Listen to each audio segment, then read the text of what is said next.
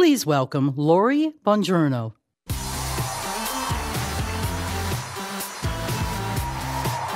was a tough act to follow. Good evening, though. It is so great to be here in the company of all of you. I've always wanted to come to the Makers Conference, and I think it took becoming the GM to finally get an invite.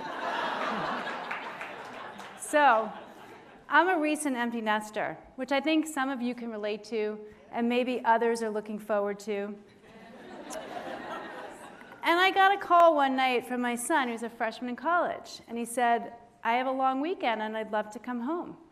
And I was excited to see him and also a little bit touched.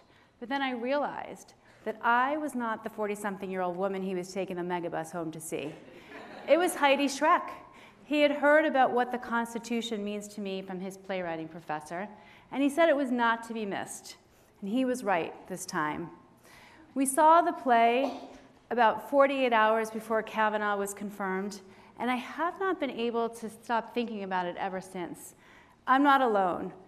The play has sold out multiple times off-Broadway, and it's been called the best of the year by a dozen publications, from the New York Times to the New Yorker to the Hollywood Reporter. In this autobiographical play, we meet a teenage version of Heidi Schreck, who actually earns her college tuition traveling the country, winning debates, speech and debates for the American Legion.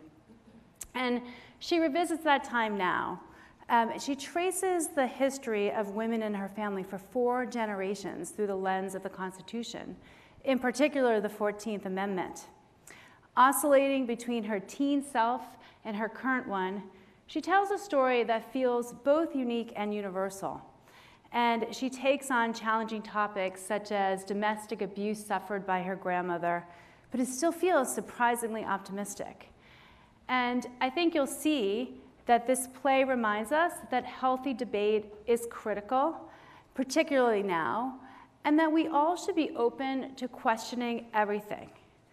I'm so glad that you guys get to witness the magic of this play. What the Constitution Means to Me opens on Broadway next month, and I can't wait to see it again. So enjoy.